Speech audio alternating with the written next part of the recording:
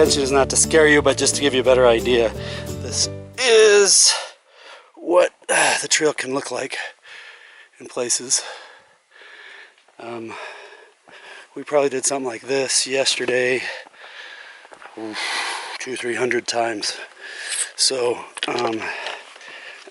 these are high steps in, not a lot of stability. Sorry, get rid of the case there of my poles. But it's this kind of stuff which is cool and it's fun, but can be a little tedious. So on days like today, doing a little bit of what I like to call vitamin I, ibuprofen in advance, can be helpful. Also was thinking about it, we initially used a book. Rika actually started by looking at what some of the travel agencies were doing, and with that then she kind of booked some similar trails. We're about 70 miles, 60-70 miles in, getting close to the end. It worked out well. There are services. It's nice, there's always these paintings on the rock to know you're going the right way. There's services that can help book the refugios for you if you want. I would recommend doing a map and actually looking at the map. There goes my nanny goat, Billy Goat wife. And looking at the map and actually mapping out where you're going. It's drop my case. It'll help you get a better realistic idea of where you're going and how far you're going each day. Plus you can see the map, see some of it. We've done some of this on some roads, not much, maybe a few kilometers, because that was the only way to connect. But you want to stay away from the Via Ferrata, which are the X's on the map, and that's where you need climbing gear. You'll have a lot of exposure and more high step. But it'll also give you a better idea on routes, and there are topographical maps which allow you to see how much you're gaining and losing in altitude. I'm used to feet and miles. Here everything is in meters, kilometers. Not that big a deal. Just makes you feel like a bigger stud. Oh yeah, we did 18 kilometers. Whew. But, do you have anything to add, Miss Trouble?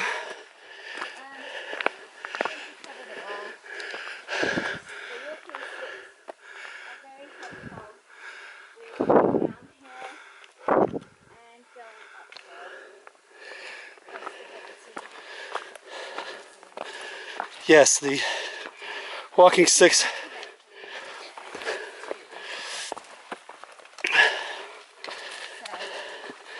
having a level of fitness is important for sure. But what's awesome is that in about 3 hours when we get to our hut, they're going to serve us the best pasta with tomato sauce, homemade sauce, and an espresso in a demi-tasse. And I'm gonna have some sparkling water, and I'm gonna feel like a king. They're gonna have a place for me to take a shower if I want, and I'm gonna be able to sleep in a bed tonight, albeit with other people. Well, not in the bed, but in a dorm room. It's an unbelievably exciting, fun way of doing it. It's decadent. It seems decadent, but it's so, you feel so, like it's a big reward at the end of hiking in the view of the mountains and everything. I mean, you get this, it's exhilarating, I think. You come at the end of the day, you're enjoying it while you're doing it, because it's, you know, every step, you're taking every step to get to your next place. And you're in the moment, you're present, you're with the flowers. I've seen these delightful little blue flowers with 5 petals. Did you see them, Chris? Yes, they're beautiful. They were so pretty, so tiny. But right there, and we've just done 4 miles, 37 minutes, 49 seconds in this up and down. So when we get to the high step stuff, we can do a mile like on the road. We'll do that in about 18 minutes.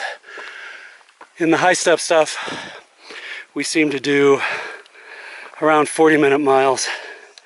If it's really steep, we might get to 45, but on average, like most of the trail like this, we get it done in around 30. It's weird because everything here is done distance-wise by time, and apparently time is done by incredibly fit Italians with really long legs, because occasionally we'll hit the time marks, but for the most part we're a little off. We had about 20%, but hey, I'm an old fat American with prosthetic hip and knee, so what should you expect? Okay. Thank you for listening while we experience the Dolomites and the Alta Via 1. We have just come out of the woods, and I'm realizing that there's a lot of stuff we haven't done. We stumbled on this little, I think it's probably a winter barn for cows. But everywhere we go, there are these, every crossroads has these different crossroad signs, which are pretty cool. And today we are following the 543 to Rifugio Pampareta, and the diamond or the triangle is the Alta Via 1, or is Alta Via the symbol. I'm sure Italians' ears bleed when they hear me speak, but found some other travelers up here. Kind of cool. I will try and, it's been cool as we go through here. We found ruins of different old huts and occasionally cows and all sorts of different things. Okay, so this is to kind of give you guys an idea of scale. Yesterday, the last 2.5 hours of our day, it took us from this saddle down along here and then over, and then another hour down and over into this area. Today we're doing this up and around.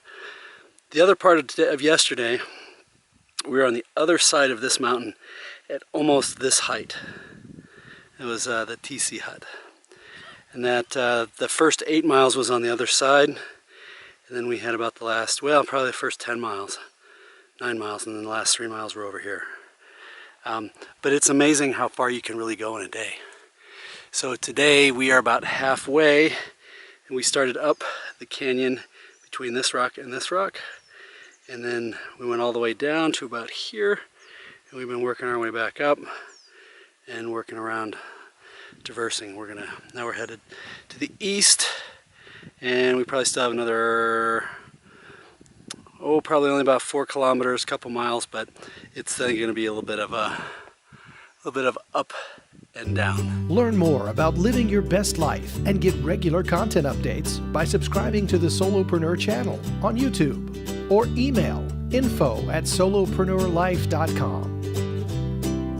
Living Your Best Life is sponsored in part by The Aspiring Solopreneur by Chris Kluver, OmahaCounseling.com, and EntrepreneurialAdvisors.com.